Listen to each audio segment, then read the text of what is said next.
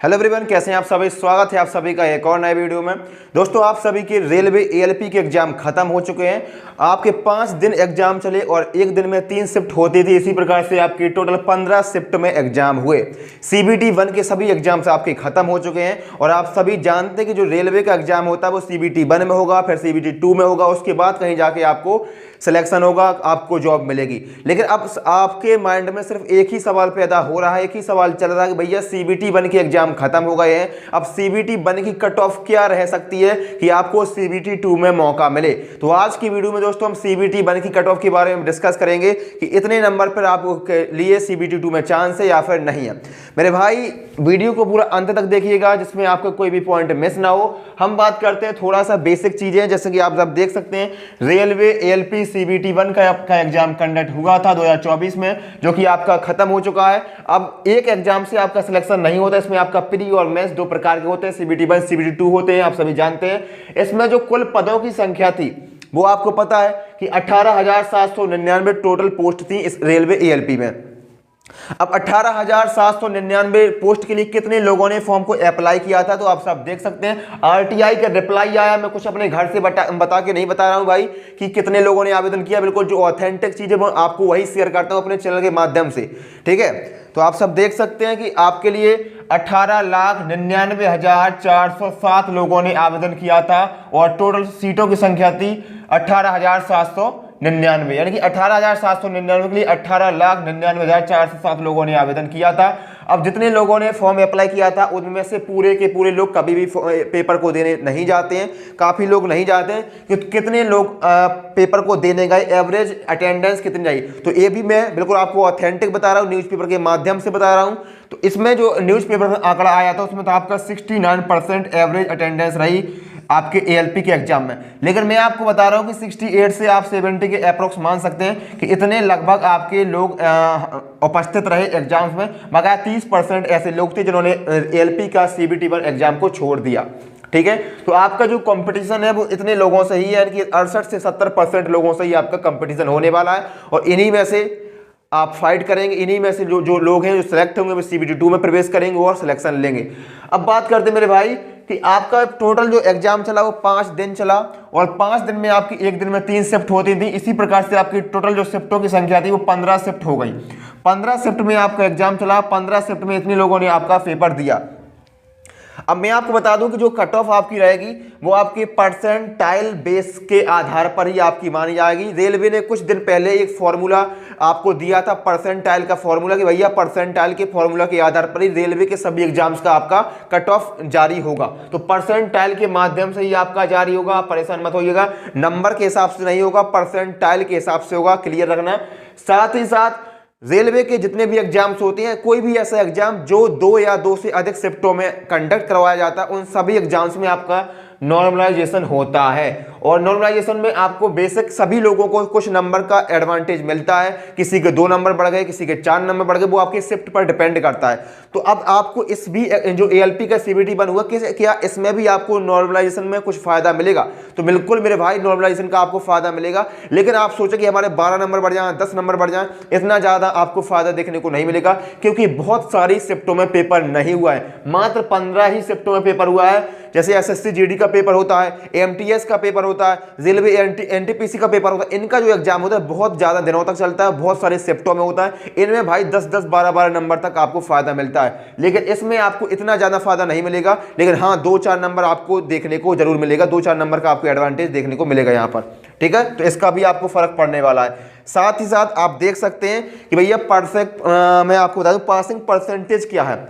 अगर इतने नंबर से नीचे आप हैं तो फिर आपका कोई भी चांस नहीं है, कोई भी चांस नहीं है। ऐसा मैं अपने मन से नहीं बता रहा हूं, रेलवे ने खुद जारी किया था कि ये पासिंग नंबर, पासिंग परसेंटेज आपकी कम से कम मिनिमम इतने तो होने ही चाहिए। तो आप देख सकते हैं कि आपका जो सीबीटी 1 का पेपर हुआ है, इसको जब आप लोग क्रॉस कर लेंगे, पार कर लेंगे, तब आप सीबीटी 2 में बैठेंगे, ठीक है। सीबीटी 2 में तब आप लोग बैठेंगे। और सीबीटी 1 का जो आपका पेपर होता है वो आपका 75 मार्क्स का होता है। 75 क्वेश्चन उसमें पूछे जाते हैं, एक क्वेश्चन 1 नंबर का आपका होता है। अब इसमें जो पासिंग मार्क्स है, पासिंग परसेंटेज है, वो कितना है? 75 नंबर में से अगर आप जनरल कैटेगरी के हैं, खुद रेलवे बोर्ड ने बताया है ये चीज, मैं अपने मन से नहीं बता रहा हूं, एक बार फिर से बताया कि यूआर कैटेगरी से हैं, जनरल कैटेगरी से कोई भी रिजर्वेशन आपको नहीं मिलता है, तो आपके लिए जो पासिंग परसेंटेज है वो 40% है, यानी कि 75 मार्क्स में से 40% नंबर आपके होने ही चाहिए। अगर इतने से कम आपके होते हैं तो ऑफ ऑलरेडी बाहर हो गए, फिर आपको ना तो कट ऑफ मायने रखती है, कुछ भी मायने नहीं रखता है। फिर मैं आपको बताऊंगा कि आपको क्या करना है, क्योंकि एक अकेले एग्जाम से आपकी जिंदगी खराब नहीं हो जाती है, एक अकेले एग्जाम से आपका फ्यूचर खराब नहीं हो जाता, फ्यूचर को डिपेंड आपका कोई भी एक एग्जाम नहीं कर सकता है, ठीक है। तो 40% मार्क्स आपके होने चाहिए, जो जिन लोगों ने एग्जाम दिया था उनको बता रहा हूं। 40% का मतलब होता है 30 नंबर। आप यहां देख सकते हैं कि अगर 75 में से 30 नंबर आपके आ रहे हैं तो आप पासिंग परसेंटेज को पास कर रहे हैं। पासिंग, इसको पास करने का मतलब ये नहीं है कि आप सीबीटी 1 को पास कर गए, इसको आप पासिंग मार्क्स में आपके आ गए हैं, आप आगे के लिए क्वालिफाई हो सकते हैं, आपका चांस है, ठीक है। आप क्वालिफाई यहां पर हुए हैं, लेकिन आप सीबीटी 1 में, इसका मतलब ये नहीं कि आप सीबीटी 1 को पास कर गए। इतनी बात आपने दिमाग में स्थिर रखिएगा। इसी बात ओबीसी की बात करें तो ओबीसी के जो पासिंग परसेंट है वो 30% है, यानी कि आपका 22.5 नंबर, एससी का भी 22.5 नंबर और एसटी का आपका 18.75 नंबर, इतने आपके पासिंग नंबर है, पासिंग परसेंटेज है। क्लियर हुआ? अब बात कर लेते मेरे भाई, थोड़ी सी आपको मैं बता दूं कि आपने जितने भी वीडियो अभी तक देखे होंगे सीबीटी 1 के कट ऑफ के बारे में, आपने तमाम प्रकार के वीडियो यूट्यूब पर देख लिए होंगे। तमाम प्रकार के वीडियो मैं भी बराबर देख रहा हूं यूट्यूब के माध्यम से कि भैया फलाने टीचर ने जारी कर दिया, फलाने टीचर ने कट ऑफ जारी कर दिया, इनका सीबीटी 2 का बैच भी आ गया, इनका भी आ गया, उनका भी आ गया। भैया क्या चल रहा है, मुझे समझ में नहीं आ रहा है कि आपने जब सीबीटी 1 पढ़ाया था तब आपने को ऐसा पढ़ाना चाहिए था कि भाई बच्चे को जो भी सीबीटी 1 को पास कर रहे हैं उनको सीबीटी 2 के बैच की आवश्यकता ही ना पड़े। अब आपका हर कोई टीचर, मैं किसी एक को नहीं बोल रहा हूं भैया, हर कोई टीचर जिनने भी कट ऑफ बताई है, कट ऑफ को बताने के बाद तुरंत अपना नया बैच लॉन्च कर दिया, भैया सीबीटी 2 आप सीबीटी 1 आप पास कर चुके हैं, आप सीबीटी 2 का हमारा बैच ज्वाइन कर लीजिए, इससे आपका उद्धार हो जाएगा, इससे आपका सिलेक्शन हो जाएगा, इससे आपकी नौकरी लग जाएगी, फलाना फलाना। लेकिन मैं आपको कुछ भी ऐसा नहीं बताता हूं मेरे भाई, मैं आपको ऑथेंटिक चीज ही आपको, अगर आपने सीबीटी 1 को अच्छे से तैयार किया था तो आपको सीबीटी 2 के बैच की कोई भी आवश्यकता नहीं है। क्यों नहीं है? क्योंकि सिलेबस मेरे भाई सेम है, मैथ, जीके, जीएस, रीजनिंग आपका सीबीटी 1 में आया, वही सेम चीज आपको इसमें पूछा जाएगा, ठीक है। अब थोड़ा कट ऑफ की बात कर लें मेरे भाई, आप लोग कट ऑफ ही देखने आए हैं, मैं आपको जानता हूं, लेकिन कट ऑफ मैं आपको नहीं बताऊंगा। कट ऑफ ना बताने का कारण क्या हो सकता है? कट ऑफ जैसे आप जानते हैं कि 75 मार्क्स का पेपर है, अब मैं आपको बता दूं कि भैया जनरल कैटेगरी क्या है, जिसका 40 नंबर है उसका सिलेक्शन हो जाएगा, जिसका 40 नंबर नहीं है उसका सिलेक्शन नहीं होगा। तो इससे आपको क्या फायदा मिला, आपके जीवन में क्या परिवर्तन हुआ? कुछ भी नहीं। इसी प्रकार से मैंने ओबीसी को बता दिया कि ओबीसी की भाई 30 नंबर है तो आप पास हैं, वरना आप घर जाइए, आपको कुछ नहीं होगा। तो भाई इस प्रकार की मेंटालिटी से जो भी स्टूडेंट देखेंगे, जो पास कर जाएंगे, उनका भी भैया मन नहीं भरेगा, वो दूसरे टीचर का वीडियो देखेगा, दूसरे यूट्यूब पर वीडियो देखेगा। लेकिन जो यहाँ से मुझे लगेगा, जिनको लगेगा कि भैया इनके नंबर तो ज्यादा है, मेरे नंबर तो इनसे कम है, वो भाई डिमोटिवेट हो जाएगा। लेकिन डिमोटिवेट होने से आपकी जिंदगी खराब नहीं हो जाती, आपके एग्जाम खराब नहीं हो जाता। आपको करना क्या है, इस सीबीटी 1 से आपका जॉब नहीं होने वाली है, उसके बाद आपको सीबीटी 2 देना ही देना है। आपका कितना भी नंबर आ रहा है, अगर आपका 10 नंबर भी आ रहा है मेरे भाई, तो आप सीबीटी 2 की तैयारी करिए, क्योंकि सीबीटी 2 की तैयारी करने से आपको कोई पर्सनल नुकसान नहीं है मेरे भाई। क्यों नहीं है नुकसान? क्योंकि आपका सीबीटी 2 में आपका मैथ पूछा जाएगा, ठीक है, रीजनिंग पूछा जाएगा, साइंस पूछा जाएगा, ठीक है। ये तीनों चीजें तो आपकी कॉमन ही है, यही सब चीजें आपने सीबीटी 1 को पढ़ी थी।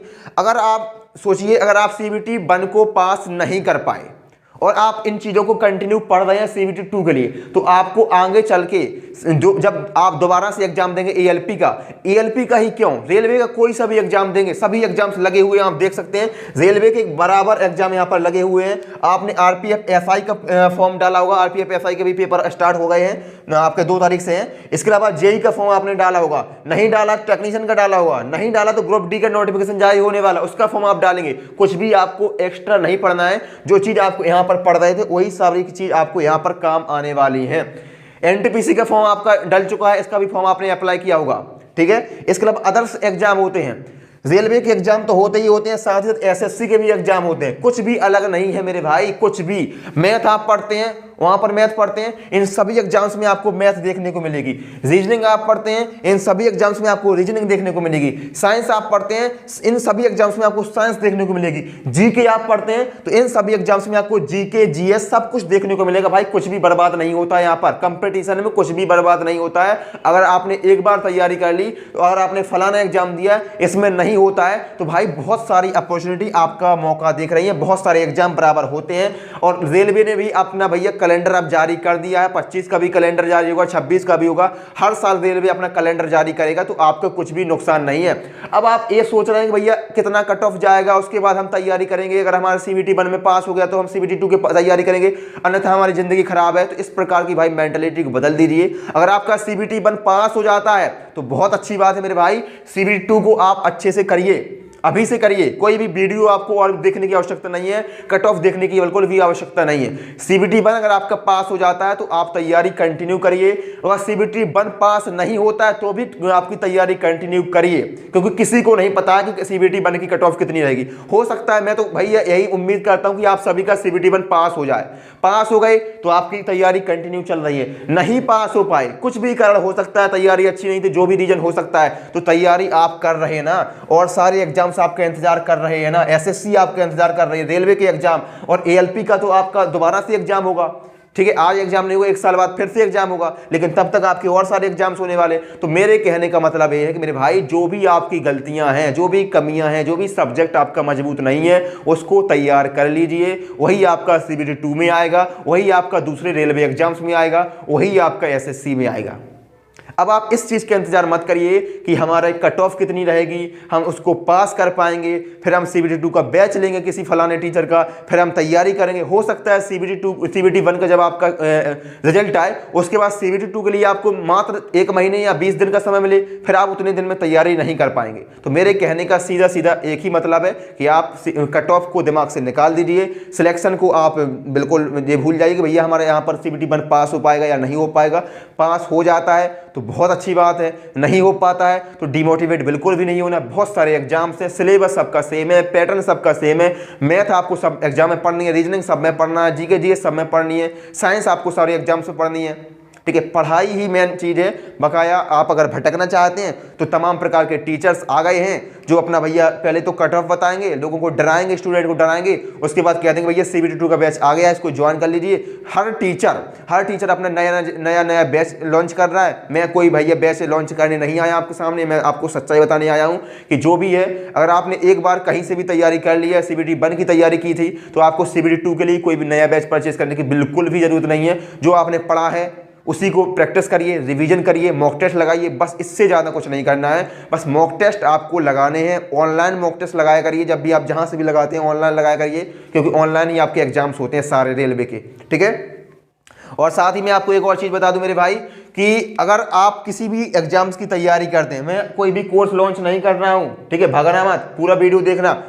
अगर आप किसी भी रेलवे एग्जाम्स की तैयारी करते हैं, एसएससी एग्जाम्स की तैयारी करते हैं, कोई सी भी एग्जाम्स की तैयारी करते हैं मेरे भाई, आपको सिंपली हमारे टेलीग्राम चैनल को ज्वाइन करना है, फ्री ऑफ कॉस्ट। कुछ भी पैसा आपका नहीं लगता, 1 रुपये आपको नहीं देना है। आपको टेलीग्राम चैनल की लिंक हमारे डिस्क्रिप्शन बॉक्स में मिल जाएगी, या फिर आप टेलीग्राम चैनल पर जाएंगे, टेलीग्राम ऐप पर जाएंगे और सर्च करेंगे शक्ति एकेडमी ऑफिशियल, तो आपको हमारा टेलीग्राम मिल जाएगा। उस टेलीग्राम को आपको ज्वाइन कर लेना मेरे भाई, ज्वाइन कर लेना है उसको, क्योंकि उसमें आपको क्या क्या मिलता है, जितने भी रेलवे एग्जाम्स की अपडेट आती हैं, रेलवे एग्जाम्स की नोटिफिकेशन आते हैं, एसएससी की अपडेट्स आ रही हैं, एसएससी की नोटिफिकेशन आते हैं, वो सबसे पहले सबसे ऑथेंटिक आपको हमारे टेलीग्राम पर मिलता है। साथ ही साथ जितने भी शॉर्ट नोट्स हैं, जो भी भाई बहन ऐसे हैं जो नोट्स नहीं बना पाते हैं, नोट्स उनने आज तक नहीं बनाए हैं, चाहे जीके के हो गए, history, polity, geography, economics, computer, कुछ भी आपका नोट्स नहीं है, साइंस के, आपके फिजिक्स, केमिस्ट्री, बायो, कुछ भी आपके पास नहीं है मटेरियल, टेलीग्राम को ज्वाइन करिए मेरे भाई।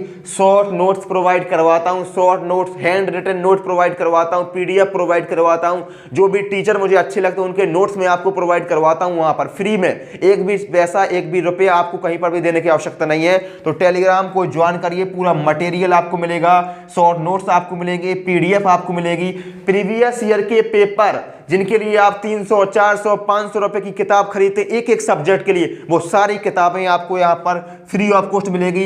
रेलवे के लिए मिलेगी, एसएससी के लिए मिलेगी, सब कुछ आपको प्रीवियस ईयर आपको हमारे टेलीग्राम पर फ्री में मिलेंगे।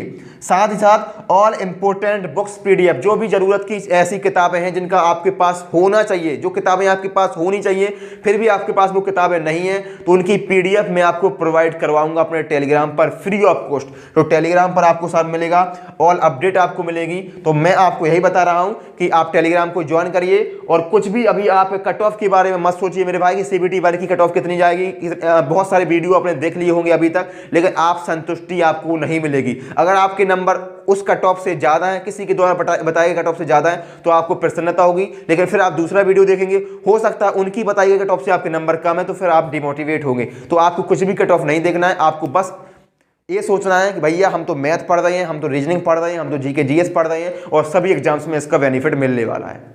ये सोच के आप किसी एग्जाम्स को टारगेट मत करिए, आप सब्जेक्ट को टारगेट करिए मेरे भाई। जिस दिन आप सब्जेक्ट को टारगेट करेंगे और पूरा सिलेबस कंप्लीट कर लेंगे, पूरे चैप्टर आपके कंप्लीट हो जाएंगे, पूरे कॉन्सेप्ट आपके नोट्स में लिख जाएंगे, फिर आप प्रीवियस ईयर को सॉल्व करेंगे। फिर कोई सा भी एग्जाम्स आपके लिए ऐसा नहीं है कि भैया सीबीटी 1 के लिए अलग बैच ले रहे, सीबीटी 2 के लिए अलग कोई कोर्स खरीद रहे, फलाना आप कर रहे, उस प्रकार का कोई भी आपको करने की आवश्यकता नहीं है। मेरी आपको यही राय है। बाकी आप जो सोचते हैं वो कमेंट बॉक्स के माध्यम से बता सकते हैं। हम लोग मिलते हैं अगले वीडियो में, अगले किसी वीडियो के साथ। तब तक के लिए आप टेलीग्राम चैनल को ज्वाइन कर लेना मेरे भाई। और वीडियो पर पहली बार आए हैं, चैनल पर पहली बार विजिट किए हैं, तो चैनल को सब्सक्राइब कर लेना। यहाँ पर आपको रेलवे और एसएससी से संबंधित सारी अपडेट, सारे मटेरियल आपको यहाँ पर प्रोवाइड करवाता हूँ, तो चैनल को सब्सक्राइब कर लेना। हम लोग मिलते हैं अगले वीडियो में। तब तक के लिए अपना ध्यान रखिए, पढ़ते रहिए। जय हिंद, जय मां सरस्वती।